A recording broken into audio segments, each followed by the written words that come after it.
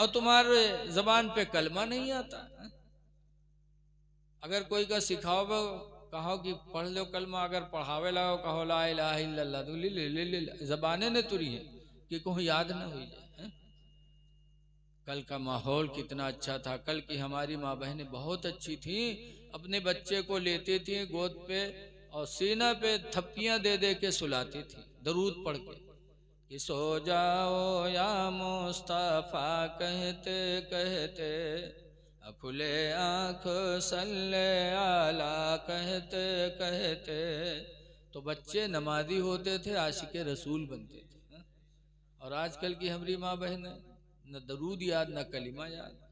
जहाँ लेकर रोवे लागे बैठा बिस्तर पटकत है तो भदर भदर पीटत है, सो जा खनत मनत दुई कौड़ी पायो, कौड़ी लेके गंग बहायो, गंगा माता बारो देन, बारो लेके बुझवक दिया। अल्लाह जाने कहाँ से याद किया। कलिमा दरूद छोड़ दी नहीं तो इतनी बुरी कहानी। अब इतनी लंबी कहानी याद के इतनी देर तक पीटत है कि लड़का डेरकन मारे सो जाए। हम तो देहाती आदमी सुना करी थे, बड़ी देर तक कहीं सो जा खनत बनत दुई कौड़ी पायो, कौड़ी लेके गंग बहायो, गंगा माता बारो देन, बारो लेके बुझवक दिया, बुझवाम का लावा दे, लावा लेके खीर बनाए, सब घर खाए, कानी बिलैया खाए, छू तो फूंक छोड़त है। तो बताओ लड़का मुसलमान बनी। जब महतारी इतनी बड़ी फराडिन है, झुट्ठिन है, कहा था खीर बनावा कानी बिलैया खाए। बताओ हम बुढ़ा के आज तक कानी बिलैया नहीं देख पावा, और इनके रोज मुलाकात कानी बिलैया सोत है। सास ससुर भूखन मरे, खीर कानी बिलैया खाए। जब माँ इतनी बड़ी फराडिन हुई है तो लड़का सही बोली बनेगा है? तो कह जइए मदरसा में कहे मौलाना भैया तनी तबीज बना दो, लड़कवा हमार बहुत बहुरान है। लड़कवा कैसे सही होगा है? मुफ्ती अहमद यार खान नईमी तफसीर नईमी में लिखते हैं कि बेअदब माँ बादब औलाद जन सकते नहीं, बेअदब माँ बादब औलाद जन सकती नहीं, मादने जर मादने फौलाद बन सकते नहीं। तो अफजल बोली ला इलाहा इल्लल्लाह। हदीस में है कि जो अपनी जिंदगी में 70,000 मरतबा कलमे तैयबा पढ़ ले तो जन्नती है ही है, और उनका इसाले सवाब जिसके नाम कर दे वो भी जन्नती। तो पढ़ो, खुद जन्नती बनो और अपने माँ बाप के नाम इसाले सवाब कर दो। और सबसे अदना शाख ईमान की क्या है? आला शाख तो है कलमा, और सबसे नीची वाली शाख क्या है? हुजूर फरमाते वादना इमाततुल अज़ानि तरीक। ईमान की सबसे अदना शाख ये है कि रास्ते से तकलीफ देने वाली चीज को हटा देना। ये ईमान की अदना शाख है। मुसलमान के लिए है कि रास्ते पे कोई तंगी हो, कोई तकलीफ देने वाली चीज हो तो उसको हटा दे, ये ईमान की निशानी है। लेकिन आज क्या होता है, सड़क लंग बड़बड़ के बनी, ये भी इस्लाम में मना है। रास्ता तंग न करो। मुहर्रम रबीउल अव्वल के जुलूस लेके चली हैं तो रोड बंद कर दें, ये भी नाजायज। रोड मत बंद करो, पता नहीं कोई हाजतमंद गुजरने वाला हो, कोई बीमार हो, कोई परेशान हो और तुम रास्ता उसका रोके हुए हो, इस्लाम इसकी इजाजत नहीं देता। मुहर्रम में तादिया लेके चली हैं, वह जहां तनिक छज्जा निकला वो वहीं रोक दे, कहीं छज्जा गिरावा जाए। पेड़ है, पेड़ की शाख तो ही डाल काटी जाए, तादिया झुकेगी नहीं। क्यों नहीं झुकेगी? उसको झुका के निकाल ले जाओ। पेड़ न काटो, किसी का मकान न तोड़ो, इस्लाम इसकी इजाजत नहीं देता। बहुत पहले अंग्रेजों का दौर था, एक अंग्रेज एक रास्ते से गुजरा तो उस रास्ते पे कोई रोड़ा पड़ा था। तो अंग्रेज ने देखा तो कहा लगता है कि अभी इस रास्ते पर कोई मुसलमान नहीं गुजरा है, लगता है कोई मुसलमान का गुजर नहीं हुआ। अगर मुसलमान गुजरा होता तो रास्ते पे तकलीफ देने वाली चीज न होती। हम और आपका किरदार लोगों के दिलों में ये है और आज हम उसके उल्टा हो गए। आगे सरकार फरमाते हैं वल हया शोबतुम मिनल ईमान, हया शर्म ईमान का हिस्सा है। हया शर्म, आजकल बहुत से लोग घर में चड्डी पहन के सोवत, चड्डी पहन के घर में घूमेंगे, बिटिया देख रही है, बहन देख रही है, माँ देख रही है, आपकी गैरत मर गई। आप चड्डी पहन के घर में घूम रहे हैं, चड्डी पहन के नहा रहे हैं लोगों के सामने, आपको शर्म नहीं लगती? जबकि मसला है ला यजूज़ु कश्फुल औरते, इस शर्मगाह का खोलना जायज नहीं, ये बेहयाई है। ऐ लोगों, शर्म व हया को अपनाओ। हम तो बम्बई में देखा, बहुत बड़ी इबादत है। हदीस पाक में अनस क़ाला क़ाला रसूलुल्लाह सल्लल्लाहु अलैहि वसल्लम, हजरत अनस से रवायत फरमाते अल्लाह के रसूल ने इरशाद फरमाया, मन तज़व्वजा, जिसने निकाह कर लिया, जिसने शादी कर ली, फ़क़द इस्तकमला निस्फ़द्दीन, तो उसने आधा दीन मुकम्मल कर लिया। आधा दीन, निकाह किया तो आधा दीनदार हो गया।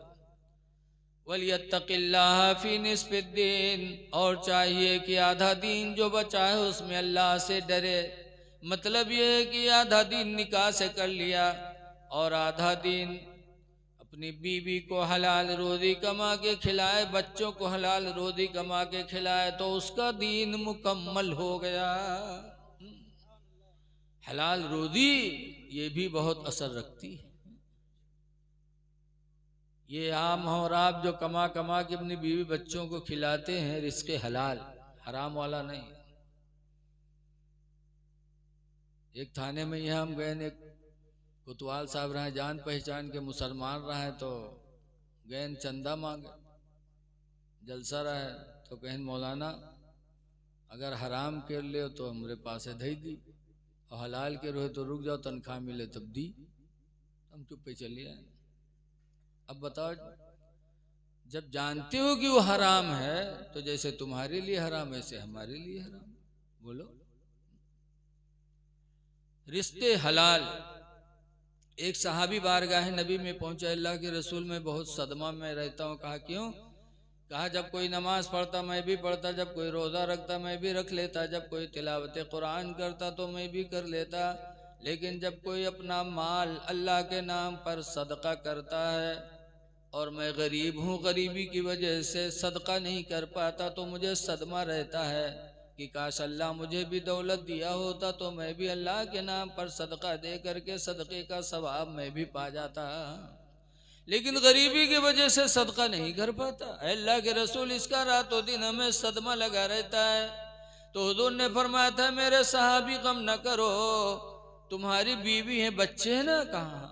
हुजूर फरमाते हैं, जो तुम अपनी बीवी बच्चों को हलाल रोज़ी कमा कमा के खिलाते हो तो अल्लाह ताला तुम्हें रोज़ाना सदका करने का सवाब अता फरमाता है। पता चला रिज़्क़ हलाल में बड़ा फायदा। तो ऐ लोगों, निकाह करो।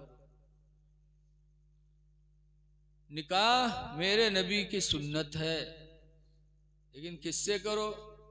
हदीस पाक कुरान करीम में अल्लाह फरमाता, फन्किहू मा ताब लकुम मिनन निसा, उस औरत से निकाह करो जो औरत तुम्हें पसंद आए।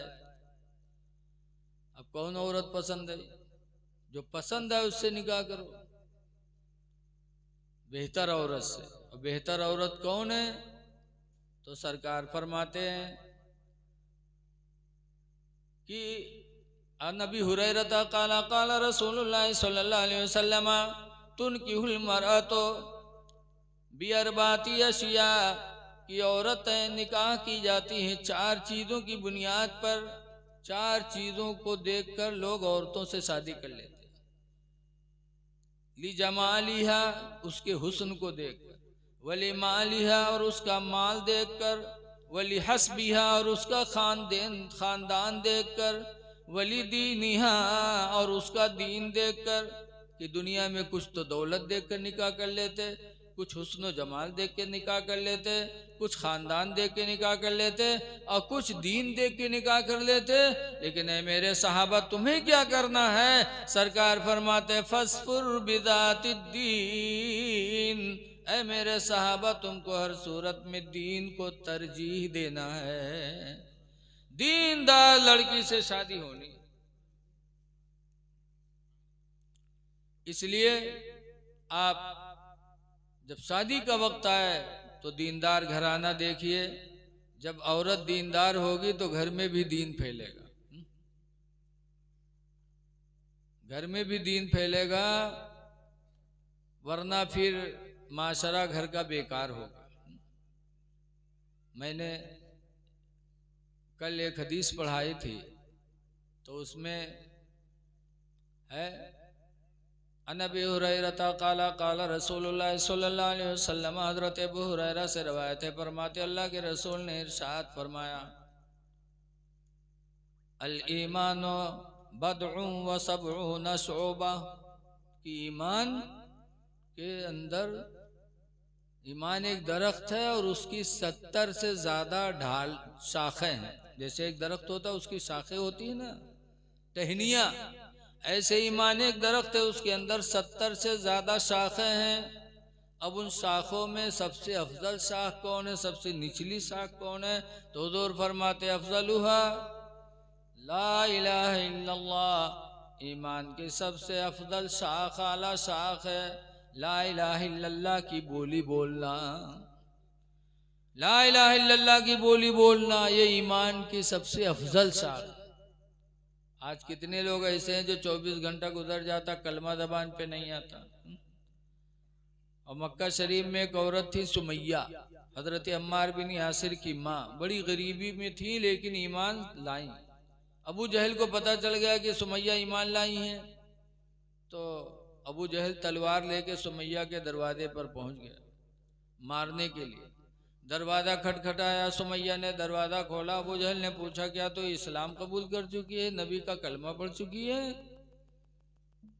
देख रही है तलवार हाथ में मार देगा, लेकिन ईमान क्या सुमैया का था। आजकल के मेहरुए हुए तो फौरन झूठ बोल देती, कहीं ना ही भैया को कहा थे आंखें फूट जाए हम नहीं पढ़े, कोड़ियाए जी भैया हम नहीं बोले, फौरन कहती।